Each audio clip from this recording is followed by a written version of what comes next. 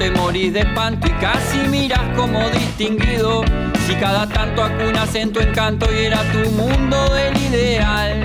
Y su ideal, mi ideal, el de aquel se puede mirar. Buenas noches, bienvenidas y bienvenidos a Último Bondi. Último Bondi es una producción del colectivo Más Igualdad que busca, que promueve la discusión política, el intercambio de ideas, la generación de información de calidad. En el día de hoy vamos a tener un programa especial que tiene mucho que ver con nuestra identidad como colectivo, ¿verdad? Vamos a estar hablando de la desigualdad, por decirlo de alguna manera, en un programa que vamos a titular ¿Quién defiende la desigualdad?, como una excusa para poder abordar un montón de asuntos que tienen que ver con el papel que ocupan esta tensión, igualdad y desigualdad en la discusión política. Como siempre, nos acompañan invitadas e invitados que voy a pasar a presentar. Hoy estamos con Andrea Vigorito, que es economista, especialista en asuntos de pobreza y desigualdad, con muchos trabajos y una referencia indiscutible en nuestro país en la materia. Y también nos acompaña Gustavo Pereira, que es doctor en filosofía y especialista en asuntos de ética, justicia y economía, también con una proficua producción en esa materia.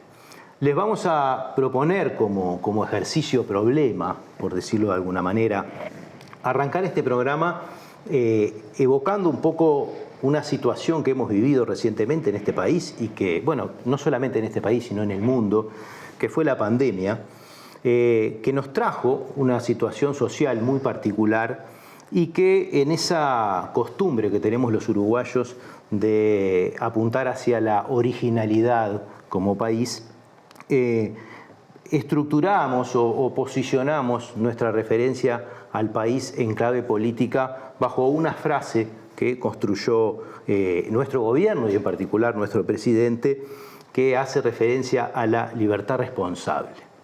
Esa frase fue muy polémica en su momento y lo sigue siendo, y fue muy interpelada desde la discusión sobre las posibilidades para ejercer esa libertad responsable, especialmente desde esta discusión sobre la igualdad y la desigualdad. Les vamos a proponer entonces a los invitados que comencemos por acá, por discutir esta idea de la libertad responsable a la luz de esta circunstancia que hemos vivido como país. Gustavo, Andrea. Gustavo. Andrea, Gustavo. No sé. ¿Quién quiera comenzar? ¿Arrancás vos? ¿Las damas primero? Bueno, capaz que algo breve, ¿no? Pensando, lo primero que me gustaría plantear es que esta situación lo que hace es que pone de manifiesto de manera muy fuerte desigualdades que ya estaban presentes. Y eso me parece bien importante, porque esta crisis, a diferencia de la crisis de 2002, capaz que puso sobre todo más en evidencia, pensando en la discusión pública, sobre todo las desigualdades económicas, el acceso al empleo, la caída de ingresos, puso también muchas cosas de la esfera de la vida dentro de los hogares, el tema de los cuidados, el tema de la salud, el tema de la educación, o sea, como que mostró que las condiciones de vida de las personas y esas desigualdades se manifiestan en un enorme conjunto de dimensiones y capaz que, lo malo es, bueno, todo lo que se generó. Capaz lo bueno es poder discutir, poder poner todo eso junto y entonces pensar para adelante cómo debería ser. Pero me interesa rescatar que la crisis lo que hace es poner todo eso en evidencia. Las desigualdades estaban antes y capaz que, bueno, como vos lo decías, para poder ejercer esa libertad, cuál era el punto de... ¿Qué libertad? Y segundo, capaz que eso puede hablar más Gustavo, y cuál era el punto de partida de las personas y con qué fragilidades y vulnerabilidades arrancaban el 13 de marzo de 2020, ¿no? Capaz que empezar un poco por pensar por ahí. Gustavo. Sí. Bueno, esto ahora cuando vos lo traías, la idea de la libertad responsable, yo me acordaba que en un principio yo lo pensé como, bueno, simplemente como una exhortación, como, ¿no?, por parte del presidente, como algo que debió orientar el comportamiento de los uruguayos en una situación de emergencia. Pero luego a mí me llamó bastante la atención el vuelo que se le dio a ese concepto, ¿no? En la discusión pública, pasó a ser una cosa como central. Yo recuerdo decir un poco en broma que seguramente en los próximos cursos de filosofía política me iba a dar a Locke, Hobbes y la calle Pou, ¿no? Rousseau y la calle Pou, porque es una cosa como tan flacucha.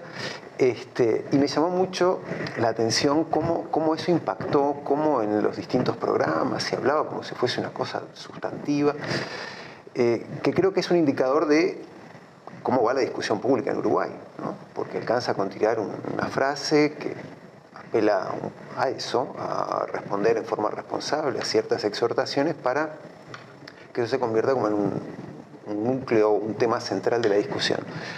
Y después lo otro tiene que ver con esto que decía Andrea también, ¿no? Es decir, esto de la libertad responsable pasó a ser, o puede ser entendido como una exhortación, pero que parte de un supuesto que estaba fuertemente equivocado. Y es que todos somos igualmente capaces de ejercer, de tomar esas decisiones en forma deliberada, en forma meditada y de acompañar unas políticas generales que estaban correctas, que iban en el buen camino. Entonces, ese tipo de supuestos, lo que ignoraba o lo que tenía, creo yo, la visión de la libertad responsable era una ceguera muy fuerte a las diferencias sociales y a las vulnerabilidades que nos afectan a todos, que son económicas, sociales, como recién decía Andrea, pero que también teníamos sesgos que impiden actuar de acuerdo a cómo esperaba esta exhortación de la libertad responsable. Voy a mencionar una sola cosa, ¿no? Pero en el segundo año de pandemia el gobierno tendía a echarle la culpa a la gente, ¿no? Es decir, la libertad responsable tenía como contrapartida que quienes no actuaban en conformidad con lo que se esperaba eran responsables de tal cosa. Y para eso hay, en primer lugar, una explicación económica, ¿sí?, y social de la necesidad de reproducir la vida, pero también hay aspectos cognitivos que tiene la racionalidad humana que han sido estudiados desde Platón para acá. Hay un fenómeno que se llama cracia y que tiene que ver con el actuar en contra de aquello que sabemos que es lo mejor. Es decir, hay un principio que reconocemos como el correcto y igualmente actuamos en contra de eso. No sé, pero por ejemplo, para poner un ejemplo muy, muy básico, sabemos que el consumo de carnes rojas incrementa el colesterol y que tenemos unos indicadores altos de colesterol, por lo tanto tendríamos que evitar eso. Igual vamos y nos comemos un asado con chorizo. Eso está en nuestro comportamiento cotidiano. Y es un problema central de la racionalidad práctica, ¿no? Por eso les decía, es Aristóteles, es Platón, toda la historia de la filosofía práctica tiene eso porque es parte de una perplejidad humana. El gobierno no fue capaz de asesorarse en eso, ¿no? De decir, un psicólogo cognitivo que explique cómo es que nos comportamos, a ver si esto de exigir y de culpar a las personas va en el buen camino. Entonces a mí me pareció también como una importante desconexión con la realidad o con la realidad social o con una parte de la realidad social el estructurar una política pública a partir de esta idea de libertad responsable, principalmente por estas deficiencias, ¿no? Y esta idea, ¿no? En el fondo, ¿no? Porque esto daba como una especie de supuesto de que habría un mínimo de suficiencia, por decirlo de alguna manera, en la totalidad de la población como para ejercer esa libertad responsable y sin correr riesgos, ¿no? O sea, uno dice, la libertad responsable sería cuidarse, sería cuidar al otro, sin importar el punto de partida, por decirlo de alguna manera. En el medio de eso hay un despliegue de políticas, en particular de políticas asistenciales y económicas, que fungieron, ¿no?, en su momento como como la contemplación de esos problemas, pero que al parecer, y por los estudios que hay, fueron muy insuficientes, ¿no? Es decir, ¿en qué medida era posible plantear una actitud responsable en las condiciones de necesidad teniendo en cuenta estas políticas? Bueno, ahí está bastante, hay algunos indicadores que permiten, por ejemplo, en las políticas más, digamos, de sostén de las personas en mayor condición de vulnerabilidad, si bien se expandió el seguro de desempleo en algunos sectores, si bien aumentaron los montos de algunas prestaciones, capaz faltó también un mayor monto, una mayor gasto en esas políticas y también una expansión de la cobertura. Si miramos la cobertura, por ejemplo, de la tarjeta Uruguay Social o de las asignaciones familiares o la cantidad de prestaciones en el periodo, prácticamente no cambia. Lo otro que me parece importante también pensar es un tema que también estuvo presente, que es quiénes tenían que contribuir a financiar este sostén, digamos, por esta caída de ingresos, y ahí fue toda la discusión del impuesto coronavirus, que no me acuerdo bien si se llamaba así, creo que sí, que se centró en los funcionarios públicos de altos ingresos, pero dejó al sector privado sin acompañar este esfuerzo con la idea de que era el sector que iba a sacar adelante la economía. Por ahí también, el Maya Oro. Por ahí también me parece que hay como una visión general digamos, de quiénes se tienen que hacer cargo, quiénes no, y hasta dónde hay que sostener este shock de ingresos, pero que también era en muchas más dimensiones que solamente el ingreso, que es la primera, el ingreso y el empleo que se ve afectada, porque las crisis, cuando tienen una cara económica, empiezan por ahí, pero no terminan ahí solamente. Y en ese caso también hubo como un apelar a la libertad responsable, ¿no? y apelar a que hubiera del punto de vista empresarial una suerte de donaciones y cuestiones más del lado de la caridad para contemplar esto, pero que nunca fueran una obligación, ¿verdad? O sea, como que también se usó esta idea de la libertad como parte de lo que iba a cubrir eso, ¿no? Pero bueno, la otra vez miraba unas estimaciones comparativas en términos de gasto entre Uruguay y otros países de América Latina, y ahí se veía claramente que si bien Uruguay es un país con mejores coberturas en políticas públicas que muchos otros, la magnitud del gasto en asistencia parecía a todas luces mucho menor en Uruguay que en otros lugares, ¿no? Y eso como que de una manera o de otra también condicionó este ejercicio de la libertad. Sí, y también hay un punto que creo que es importante, que es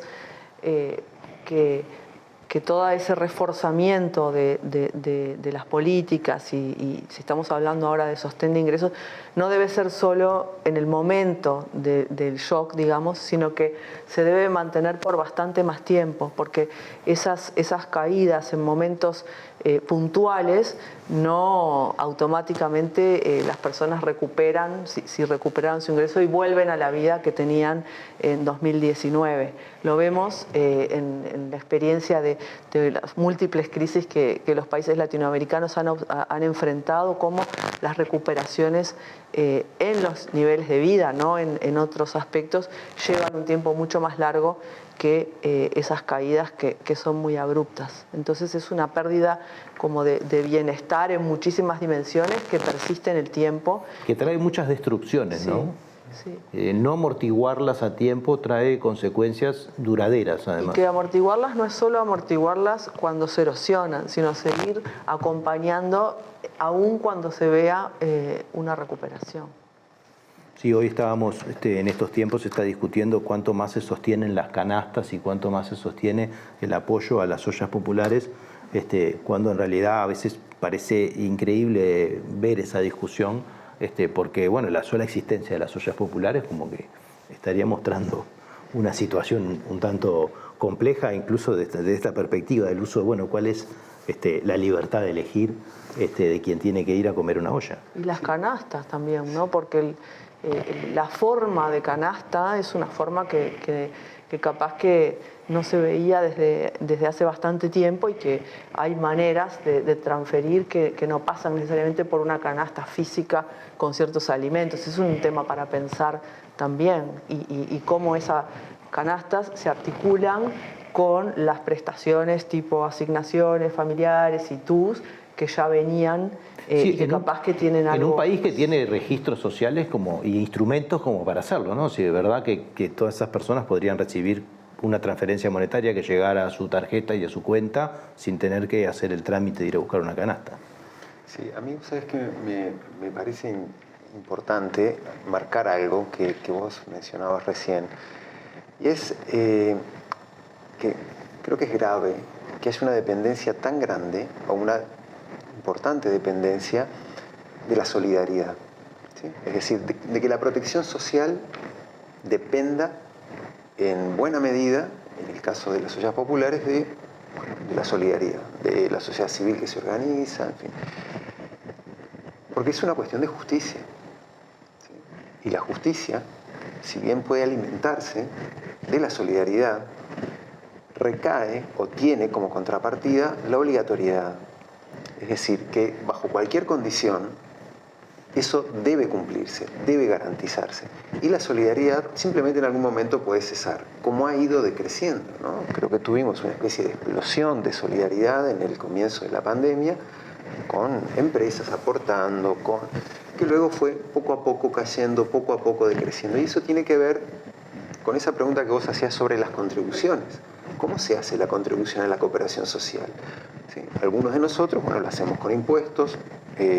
Los profesores universitarios tuvimos que pagar el impuesto coronavirus, como todos los miembros del GACH, ¿sí? Que también tuvieron que pagar una parte importante de los miembros del GACH, que pagaron ese impuesto. Y ante eso, la justicia o el trabajo que se suele hacer en justicia pregunta por la reciprocidad. ¿Qué pasa con el gerente de un banco? ¿Sí? ¿Qué pasa con los empresarios agropecuarios? ¿Por qué ellos no contribuyen? ¿Y por qué sí algunos ciudadanos? Y hay una violación en ese punto, una violación, podríamos decir que sustantiva, a esa condición de libres e iguales que es fundacional de las sociedades democráticas. Creo que en ese aspecto el gobierno tuvo un fallo significativo. No solamente por la contribución, porque podría haber tenido una mayor contribución, ¿sí? si el impuesto se hubiese extendido, sino hubo una violación normativa, ética, que hace a cómo es que nos reconocemos unos a otros como ciudadanos libres e iguales. Algunos podríamos decir que fueron más libres e iguales que otros. Muy bien. Volvemos en unos minutos en el segundo bloque de Último Bondi para continuar tratando este tema sobre la desigualdad.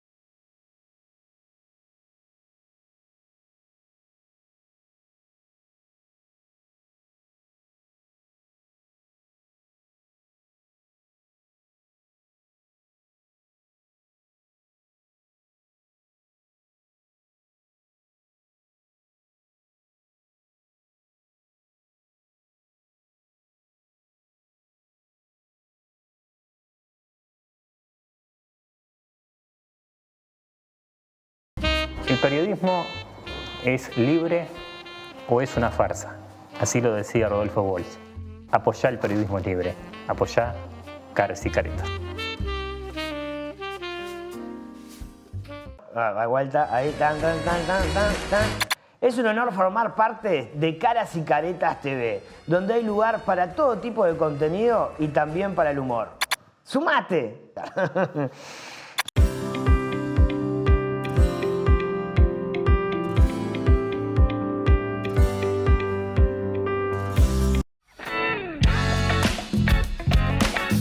Volvemos en este segundo bloque de Último Bondi. Estamos hablando sobre la desigualdad.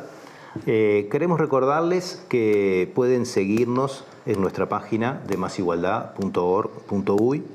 Y para continuar este segundo bloque, queremos hacer referencia o plantearnos la discusión sobre cómo tensiona el tema de desigualdad a la sociedad. Y para ello vamos a pasar un pequeño corto de un video de una conferencia en defensa de la desigualdad que nos parece interesante analizar para encontrar cómo este asunto viene siendo polémico en el mundo. Se trata de un seminario de la Fundación Rafael del Pino, donde un economista llamado Juan Ramón Rayo, que es el director del Centro Juan de Mariana de España, produce una conferencia que se titula La desigualdad como excusa para la voracidad fiscal, que nos permite abordar esta otra visión muy antagónica con esta idea de la defensa de la igualdad que venimos tratando de conversar y que pedimos que nos lo pasen para poder seguir conversando. Yo primero querría romper una lanza en favor de la desigualdad, es decir, la igualdad, aunque últimamente ha ganado muy buena prensa, parece que el valor de la igualdad en todos los aspectos de la vida sea casi un axioma que no se puede discutir, que nadie puede debatir. Yo creo que, desde luego, existe un valor muy liberal, que es la igualdad ante la ley, la igualdad jurídica, la igualdad de las personas. Todos somos iguales en cuanto a derechos, pero la igualdad en cuanto a los resultados del proceso de la interacción social, desde luego, es algo verdaderamente desastroso y reduccionista. Y yo simplemente querría poner de manifiesto que la palabra igualdad está vinculada a otras palabras que, desde luego, no tienen ni mucho menos las connotaciones positivas que sí ha logrado la igualdad. Igualdad es sinónimo de uniformidad y de homogeneidad. En cambio, desigualdad es sinónimo de diversidad y de pluralidad. Y, por tanto, que la sociedad sea desigual en cuanto a que sea diversa, que sea plural, que sea heterogénea, que sea distinta, que cada uno, precisamente porque tenemos un proyecto vital distinto, sigamos caminos distintos, no es algo de lo que debamos preocuparnos en absoluto. Y es la voluntad del Estado de intentar que todos nos reduzcamos a un mismo valor carente de contenido, lo que está moviendo, en última instancia, muchas de estas reivindicaciones de la igualdad. Bueno, creo que es bastante sugerente lo que está planteando, lo que se está planteando en el análisis. Parece como que hay una ridiculización de la discusión, ¿no?, entre lo que puede ser la diferencia y la desigualdad, que muchas veces contamina la posibilidad de entender de qué estamos hablando, ¿no? Sí, bueno, escuchando lo que presentaba acá el conferencista, yo me estaba acordando ahora de un artículo de una conferencia Tanner de Amartya Sen de 1979, que es un economista, Sen también, ¿no?, como el conferencista, que se llama ¿Igualdad de qué? Que si lo hubiese leído, capaz que hubiese dicho algo un poco más refinado. Porque lo que está hablando es de igualdad de resultado, es lo que yo le escuché decir. Y cuando hablamos de igualdad, bueno, no sé, nadie en la actualidad, absolutamente nadie, defiende una igualdad de resultado. Es algo indefendible. Indefendible. Sin embargo, y pensando en ese artículo de Amartya Sen, lo que tenemos que preguntarnos es, bueno, ¿de qué espacio, ¿sí?, normativo es que estamos hablando cuando hablamos de igualdad? Entonces, bueno, descartamos la igualdad de resultado. Creo que una respuesta que en las sociedades democráticas podemos dar es la de igualdad de ciudadanía, ¿sí? Entonces, pensamos en las condiciones necesarias, las exigencias que tiene la ciudadanía, el ejercicio de la ciudadanía, y ahí sí podemos llegar a afirmar que, bueno, vamos a hablar de iguales libertades, de iguales oportunidades, y también de medios materiales. Bueno, como lo planteaba Abad Ferreira, ¿no? Estamos cumpliendo este año 100 años de la publicación sobre los problemas sociales, donde Abad Ferreira, que es la conciencia filosófica del mejor Uruguay que tuvimos, sin duda, planteaba asegurar esa condición básica de ciudadanía a través de un mínimo social, hace 100 años.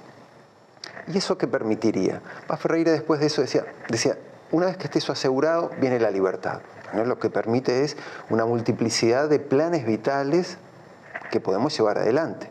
Exactamente en las antípodas de lo que entiende esta persona. Entonces, una buena idea de igualdad, defendible normativamente en la actualidad, tiene que conjugarse necesariamente con la diferencia, con el ejercicio de diferentes planes vitales, y esa también es un ejercicio de libertad, es una forma de garantizar la libertad. ¿Cuál libertad? Bueno, la de los mercaderes no, la libertad de un ciudadano, la libertad de un ciudadano de una república, que creo que eso es lo que está en juego, ¿sí? Porque cuando yo escucho estas cosas, a veces lo que pienso es, ¿qué es lo que está primero? ¿La renta de una empresa? ¿El multiplicar la riqueza o la democracia? La democracia habilita a que podamos enriquecernos, a que podamos ser prósperos, pero la democracia no está en función de la lógica económica. La democracia no está al servicio de la renta de una empresa. La libertad de una democracia no es la libertad de los mercaderes, que parece ser lo que defiende esta persona. Y termino volviendo a Abad Ferreira. Creo que cuando pensamos en la libertad de una república, cuando pensamos en la libertad de una sociedad democrática, es imprescindible garantizar en forma igualitaria estos mínimos suficientes. Me quedó rechinando un poco el tema del planteo, ¿no? Como que la igualdad en sí mismo es un valor carente de contenido, ¿no? Como decía, eso es como que se escapa un poco de esta idea de la sociedad democrática y como que hay también me da la impresión de que se omite en este razonamiento los puntos de partida, ¿no? Sí. Bueno, a mí me llamó la atención, pensé también como Gustavo en lo de Sen, me llamó la atención cuando dice que todos nos reduzcamos. Eso es porque él se ubica en una posición de, no sé si estamos en dimensión del ingreso, que necesariamente le van a cobrar impuestos, pero de esa acción del Estado hay muchos también que van a recibir cosas. Entonces, me parece que está faltando ver esas diferencias y cuáles son aceptables para una determinada sociedad y cuáles no. Yo lo que veo es como que al parecer en este tipo de discusión sobre la desigualdad y la diferencia, al parecer como que hay un supuesto de que cualquier desigualdad es posible, ¿no? Es tolerable, y que eso parecería ser además el estado de naturaleza de la sociedad, el lugar de acuerdo, como quien dice, ¿no? Y ahí me parece que hay como algo que choca, ¿no? Por lo menos con la concepción de ciudadanía que traías vos o con las distintas visiones de la democracia, es decir, ¿qué es ser un ciudadano? ¿No? Y dónde están los mínimos de los que hablábamos hoy. Hay algo de esto de la libertad de algunos que en realidad no es libertad para todos. Sí, el contenido, ahora porque me quedé pensando en eso que traías del conferencista, ¿no? El contenido en la modernidad que tiene la idea de igualdad está basado en la generalización de la dignidad, de otorgarnos unos a otros valor en sí mismo, que es un contenido central. O sea, la igualdad está como en las... Si hay algo que tiene es un contenido normativo denso, muy, muy denso, al punto que esa idea, articula luego todo el lenguaje político de los derechos humanos. Y después lo que habilita también es a múltiples desigualdades que tienen que ver con nuestras elecciones, que tienen que ver con planes vitales por los que podemos optar. Es decir, una desigualdad económica que genere en algunos grupos un menoscabo de su autorrespeto, porque se percibe a unos como un grupo privilegiado que está en posiciones de intervenir en los procesos políticos de una manera que no todos pueden hacerlo, ese tipo de desigualdad no puede ser tolerada. Y claro, y no puede ser tolerada porque es la democracia la que la bloquea. Ahora, en eso hay el otro extremo, ¿no? Los que por recibir en este proceso redistributivo son vistos como personas que no hacen nada, que no quieren trabajar, que hace poco leía en un diario una noticia policial donde decían que en una cuadra de Montevideo vivían personas que trabajan y beneficiarios del MIDES. O sea, con un clarísimo antagonismo y una estigmatización tremenda, en el mismo momento en que se fortalecieron los montos de las políticas de los programas públicos con la idea de que eran necesarios para que las personas pudieran pasar la crisis. Por otro lado, se socava la propia percepción pública de esas políticas. Ahora, hay, además de esa opinión o de eso que se traduce en esos noticias o editoriales, a veces son más editoriales que noticias, ¿hay evidencia empírica, científica, estudios que muestran que este tema del estigma y de la percepción, la autopercepción y la percepción del otro están alterados por la posición socioeconómica, ¿no? Sí, lo primero que muchos estudios muestran es que las personas no dejan de trabajar por recibir estos apoyos y no podrían hacerlo tampoco, porque hay como una fantasía. La gente muchas veces ignora el monto de los apoyos. Una vez estaba, no sé en qué cola, la gente decía, no, porque una persona gana 40.000 pesos por mes de beneficio. O sea, hay fantasías. Unas fantasías. O sea, por un lado eso no es posible, por otro lado los estudios muestran que eso no sucede. Y por otro lado, sí se ve, pero que puede tener que ver, no se sabe bien por qué todavía, sí se ve que podría haber sí una mayor, como una acentuación de la idea esta de que la única forma, digamos, justificada de ganar, de recibir ingresos es el trabajo. Y eso puede tener que ver también con cosas que sucedieron,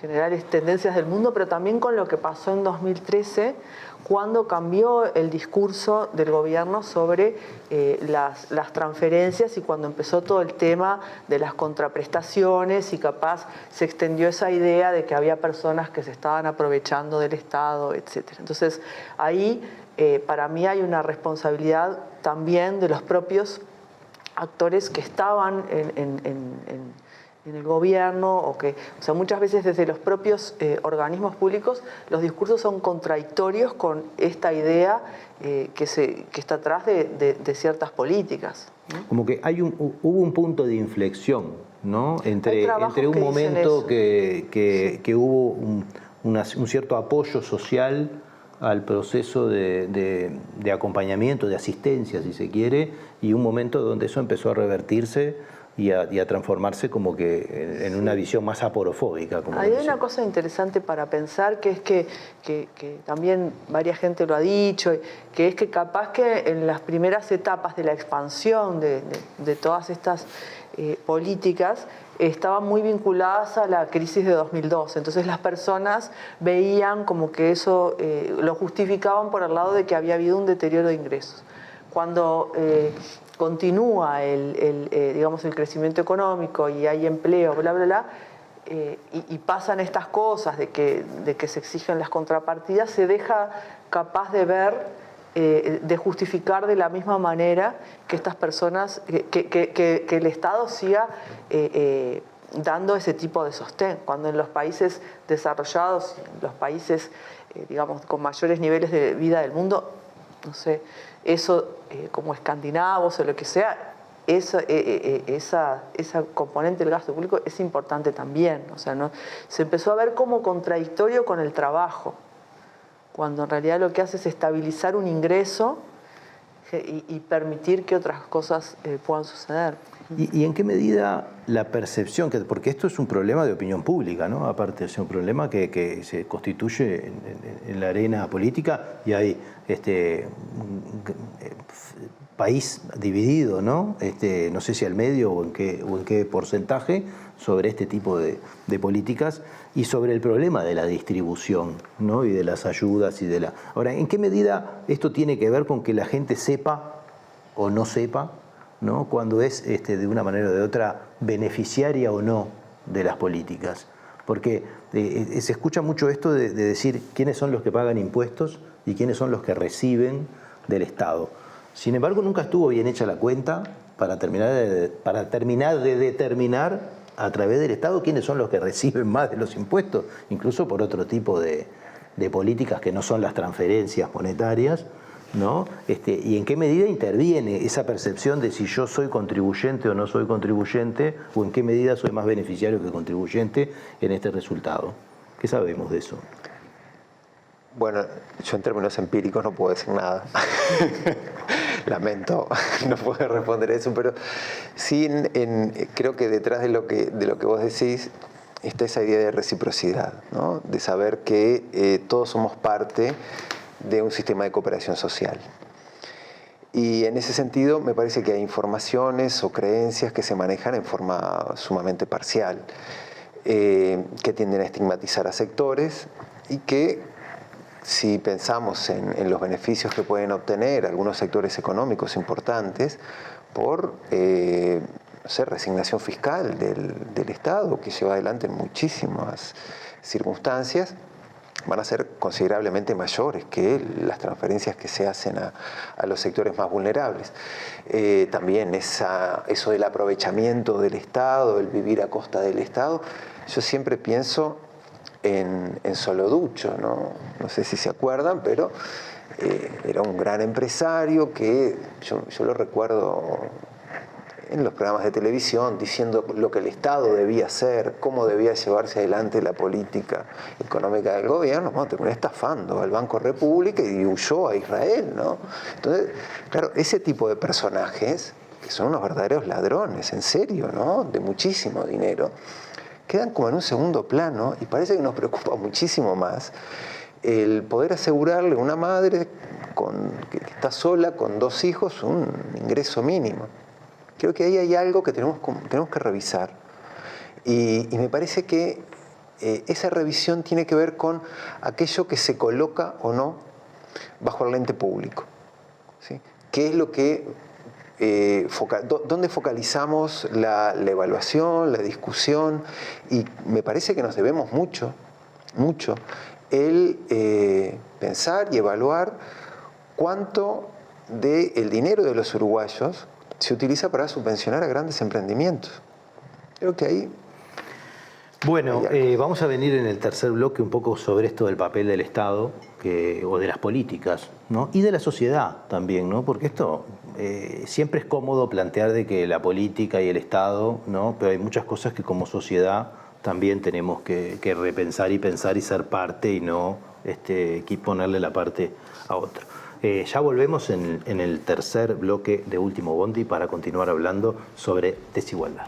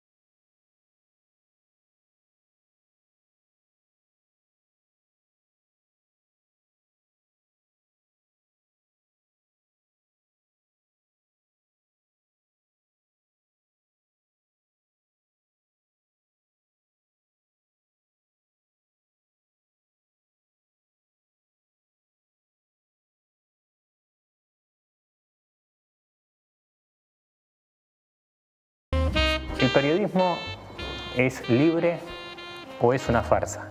Así lo decía Rodolfo Walsh. Apoyá el periodismo libre. Apoyá Caras y Caretas. Da vuelta, ahí, tan. Es un honor formar parte de Caras y Caretas TV, donde hay lugar para todo tipo de contenido y también para el humor. ¡Sumate!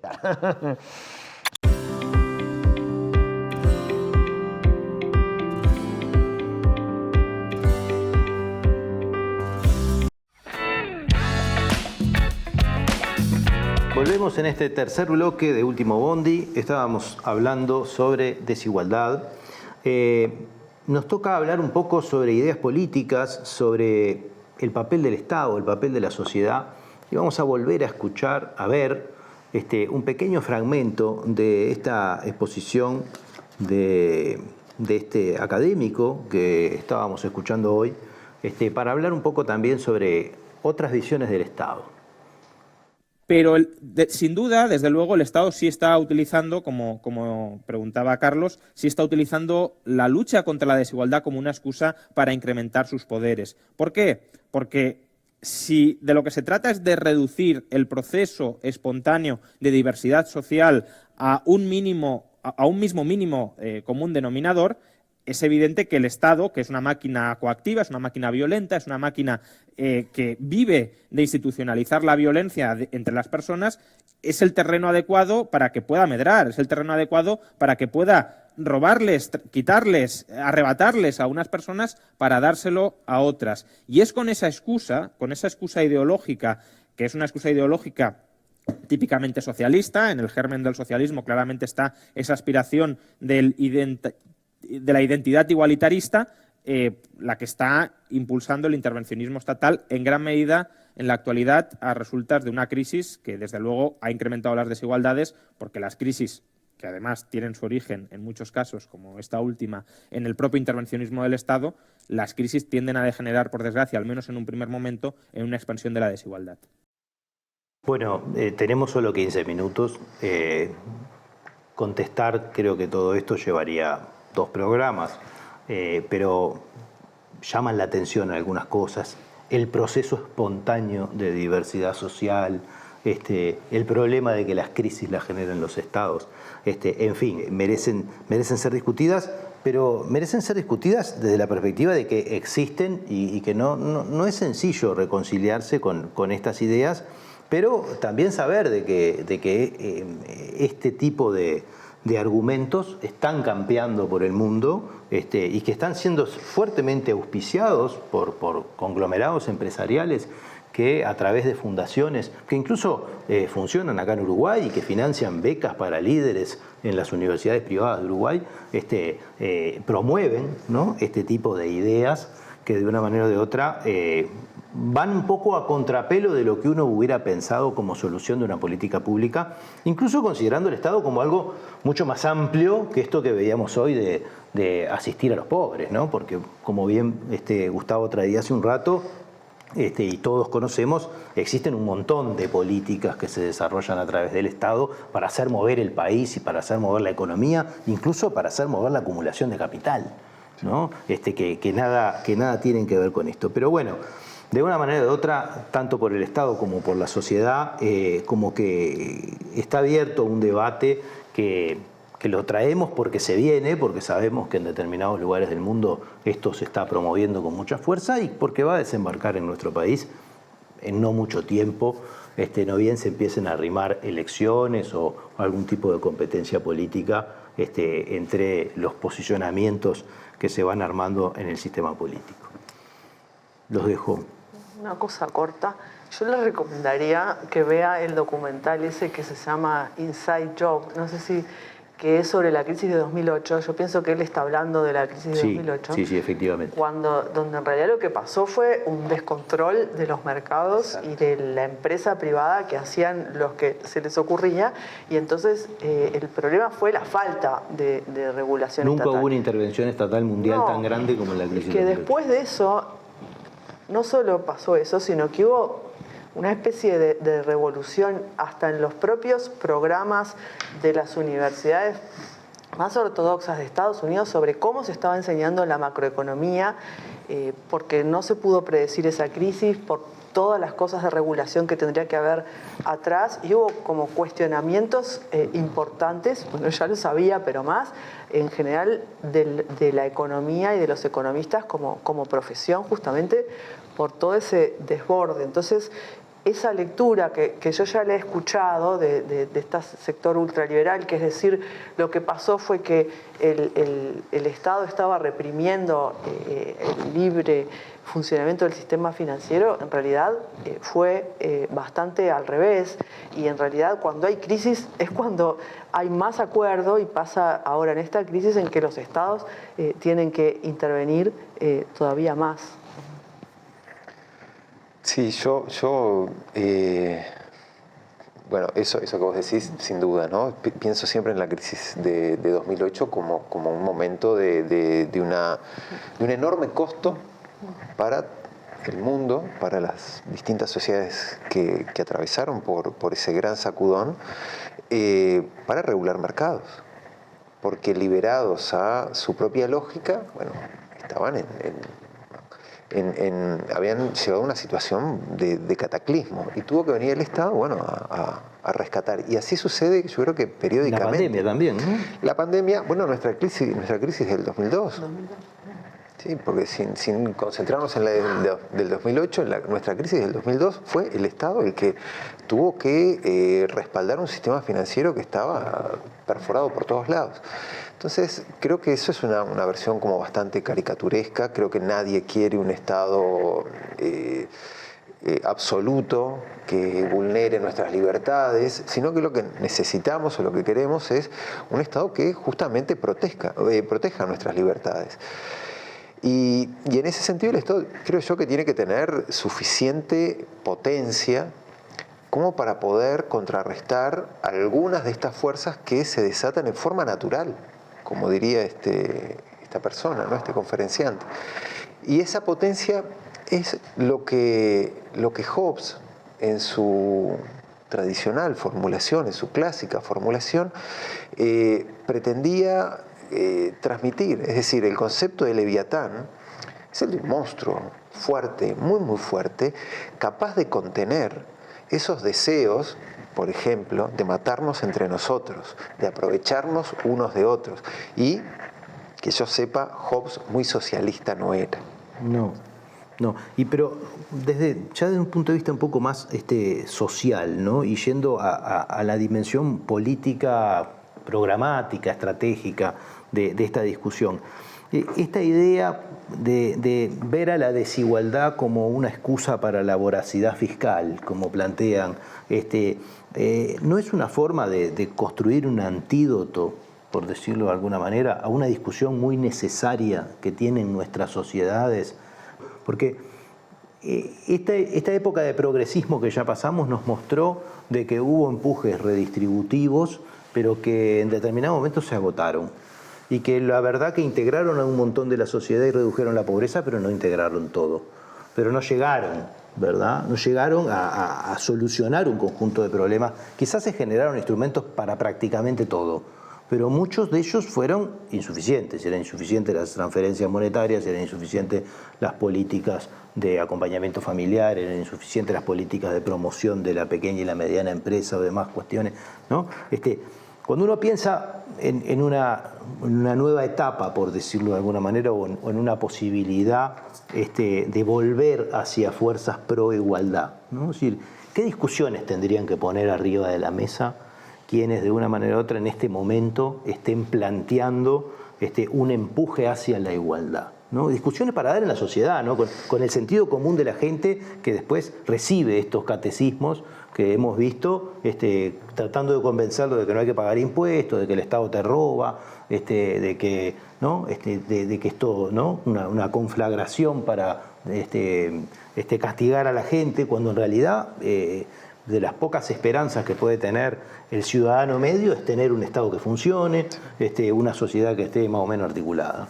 Bueno, capaz que una cosa que además me parece bastante equivocada de lo que plantea es que él ve como que los estados son súper fuertes y los estados son débiles y además hay, bueno, lo hablábamos hace un rato, hay enormes empresas y enormes intereses económicos en el mundo y los estados se mueven en los márgenes que deja eso y esas discusiones también los atraviesan. Yo creo que un problema importante de lo que vos decís, de los periodos en los que se implementaron reformas, fue que en un momento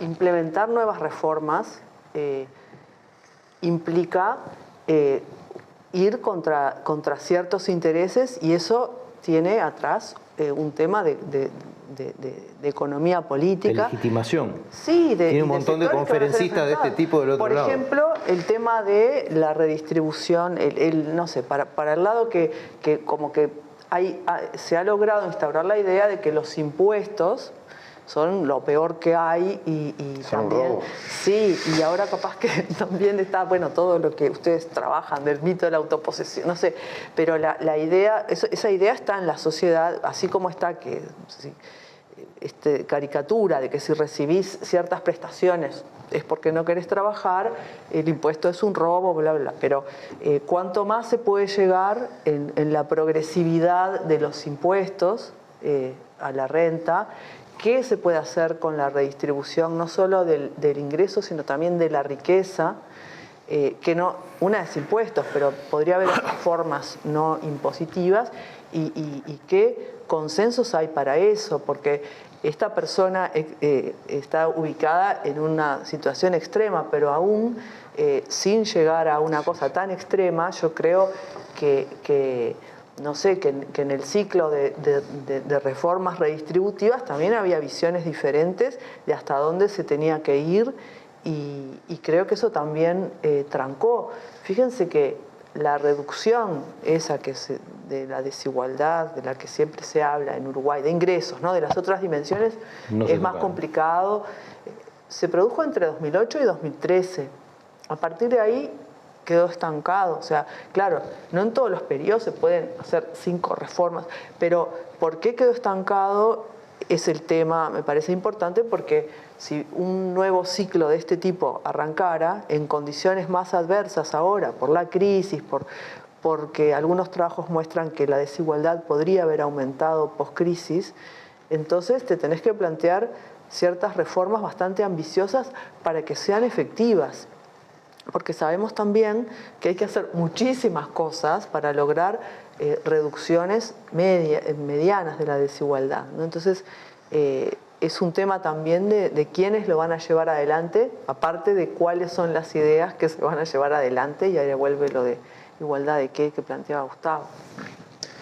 Sí, yo creo que las situaciones, pensando en una sociedad más igualitaria, que esté articulada en un mutuo reconocimiento de que, además de beneficiarnos, ¿sí?, de la vida en sociedad, que nos beneficiamos todos, también tenemos que cooperar, ¿sí? Porque esto del mito de la autoposesión, eso de los impuestos son un robo, eso es una frase de Nozick, una de las cosas que pasa por alto es justamente esa contraparte. Una especie de, a mí me gusta presentar esto como una especie de membresía, ¿sí? Es decir, me beneficio de vivir en sociedad, hay una cantidad enorme de coordinaciones que se dan en una sociedad compleja que me permiten vivir de la filosofía. Bueno, eso tiene un costo, ¿sí? Entonces, a la vez que tenemos beneficios, tenemos ventajas, también tenemos cargas. Y eso, que es algo que algún filósofo llama razonabilidad, no es algo que esté completamente compartido. Todos queremos las ventajas, pero no somos capaces de reconocer las cargas. Creo que ahí hay algo que en la discusión pública tenemos que empezar a manejar. O sea, hay una falta de conciencia sobre la dimensión colaborativa de la sociedad y una jerarquización desmedida de la dimensión competitiva, que además está muy asociada al éxito y a cosas que en realidad en general no son así, porque mientras uno gana todo lo demás pierde, ¿no? Que habría que rever, ¿no? Sobre todo porque es como una interpretación unilateral, ¿no? Es decir, es como si estuviésemos en un mundo vacío o en una en una especie de espacio en el que solamente cosechamos el maná o algo por el estilo, donde no hay requerimientos para que funcionen todas esas coordinaciones que hacen la vida social posible. Y eso ha sido estimulado, o eso es parte de estas cosas. Quienes investigan estas cosas lo identifican en la época de Thatcher y Reagan. Desde ahí hasta acá es como un discurso que se ha ido incrementando, que en algún momento vamos a tener que tomarlo, colocarlo como objeto de trabajo. Decir, bueno, en realidad eso es un mito, como efectivamente dicen estos filósofos, es un mito. Es falso, es profundamente falso. Es decir, los impuestos son, reitero, nuestra membresía, ¿no? No es como si estuviéramos pagando un club en el que obtenemos un beneficio. Después, si esos impuestos son más grandes, más progresivos, más intensos, eso es otra discusión, pero creo que ese es el primer paso.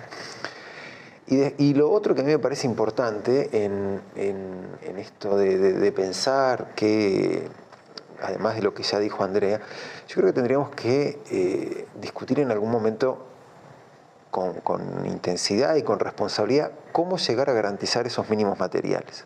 Así que se ha hablado en algún momento de renta básica, hay algunas otras cosas que aparecen en el horizonte, como no sé, por ejemplo, el empleo garantizado por el Estado, que es algo que hay un grupo de investigación en el Instituto de Economía que está trabajando eso, que me parece que son medidas para empezar a charlar. Ahora, todas esas medidas han sido colocadas oportunamente como en el mundo de las utopías delirantes, por decirlo de alguna manera, por esta negación de la discusión global, ¿verdad? Y por lo tanto confinadas al cajón de los diletantes que se entretienen discutiendo estas cosas en vez de ser parte de una agenda política, ¿no? Es decir, el tema que quizás falta osadía para volver a colocar algunas de estas cosas, si por lo menos pretendemos vivir en una sociedad donde no aparezca gente descuartizada todos los días, donde no tengamos 15.000 presos, donde no tengamos los fracasos que tenemos en todas las instituciones del Estado y las privadas, ¿no? Que son igual o peores que la del Estado, ¿no? Es decir, como que parecería que hay algo en esto que es, si yo quiero resolver todos los grandes problemas de la sociedad, no puedo vivir quejándome de que son problemas de gestión, ¿no? Capaz que hay grandes cosas que deberían volver a la agenda política y capaz que estas grandes crisis que estamos viviendo pueden ser una oportunidad. Ahí en eso que decía Gustavo, ¿no? de lo del reaganismo, thatcherismo, también hay quienes plantean que esta idea de que lo que vos ganás tiene que venir de tu trabajo se exacerbó mucho a partir de ahí, ¿no? De esa idea de que todos con nuestro trabajo podemos llegar a tener un ingreso que nos permita vivir, etc. Entonces, una idea muy meritocrática. Y esa idea no solamente está en los sectores de derecha. Entonces, no, claro. Me parece que abarca un amplio espectro, sí. Y ahí hay un tema importante porque también habla de qué políticas y hasta dónde.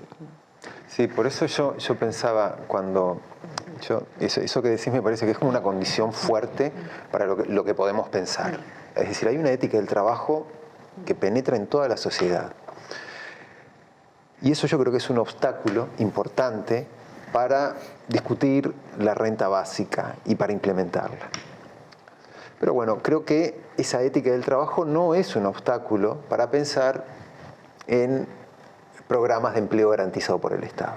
Porque si a mí me dicen, o sea, si nos dicen, bueno, aquí todo el que quiera trabajar va a poder trabajar, bueno, eso es una solución perfecta para garantizar mínimos suficientes. Ahora si me dicen, ¿eso lo tiene que cubrir el mercado? Bueno, no, porque las sociedades de pleno empleo, acá hay un economista que nos puede decir cuándo, pero fueron un lapso pequeñísimo y hasta ahí. Y se acabó. Y hoy es algo imposible en el mundo. Entonces, si tenemos una imposibilidad empírica de asegurar pleno empleo, ¿qué vamos a hacer? Sin ser cínicos. Eso sería, ¿no?, como ascender el trabajo al rango de derecho. Sí, exacto. Una cosa así, ¿no? Es decir, que es una especie de... Primero que nada es una negación del mercado como único asignador. Exacto. ¿No? Por lo tanto... ¿Qué trabajo, no? También hay que ver qué trabajo, ¿verdad?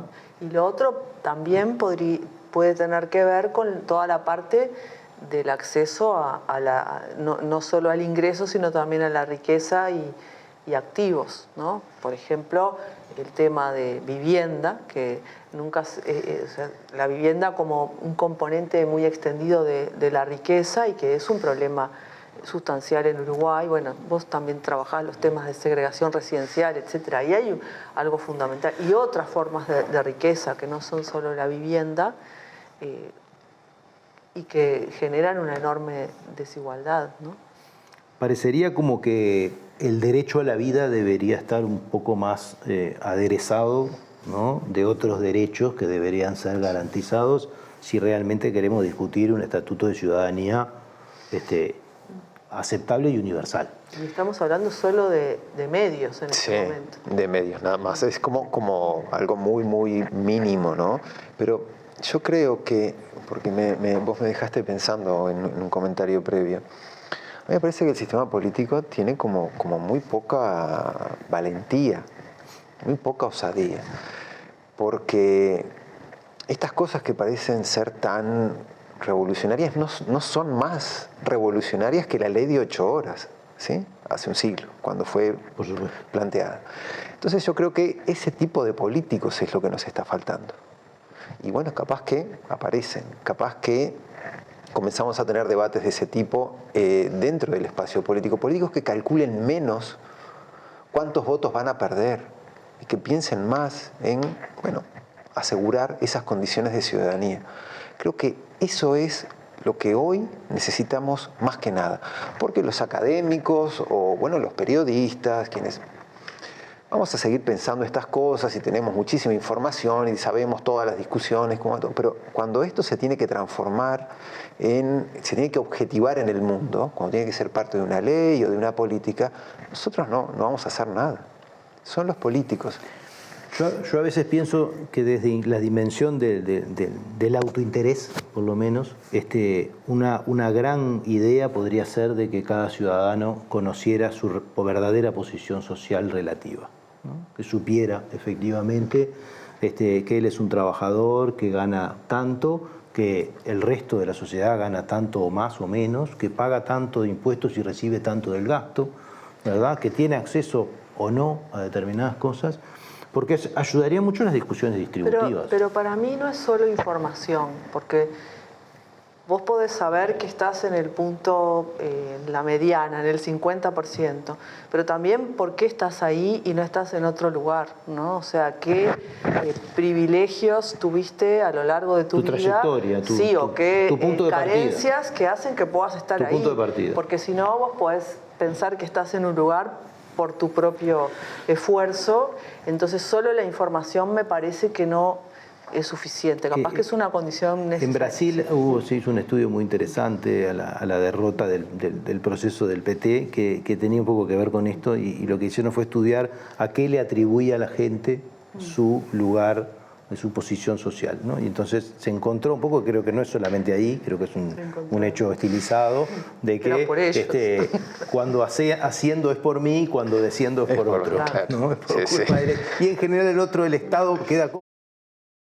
Es fácil echar la culpa dentro de la caja y bueno, así como puedo demandar, puedo decir. Pero así que, bueno, estamos convidados a una gran discusión social y a llamar a la discusión política de asuntos que van más allá de la gestión y que tienen que ver con ideas, algunas muy viejas, ¿verdad? Sin duda, que podemos renovarlas y que habría que renovarlas, porque estamos en una revolución social brutal, ¿no? Entre los medios digitales, la disruptividad del trabajo y un montón de cosas, uno ve que también, ¿no? Vamos a una fragmentación gigantesca donde deberíamos resucitar a Keynes para atender a una parte de la sociedad que precisa el derecho al trabajo, mientras lograr productividades astronómicas del otro lado para sostener al menos la seguridad social y algunas cosas más. Así que estamos en una encrucijada un poco compleja. Bueno, llegamos al final. Les agradecemos mucho la participación y bueno, esperamos poder convidarlos a otra propuesta de Último Bondi para la semana que viene. Muchas gracias y que tengan una buena jornada.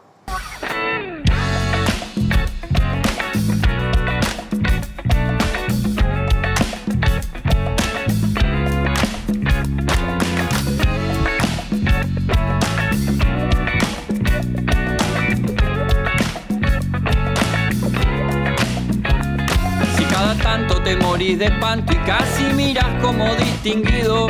Si cada tanto acunas en tu encanto y era tu mundo el ideal. Y su ideal, mi ideal, el de aquel se puede mirar desde lo distinto. Si por las noches compartís el tinto con ese que piensa solo.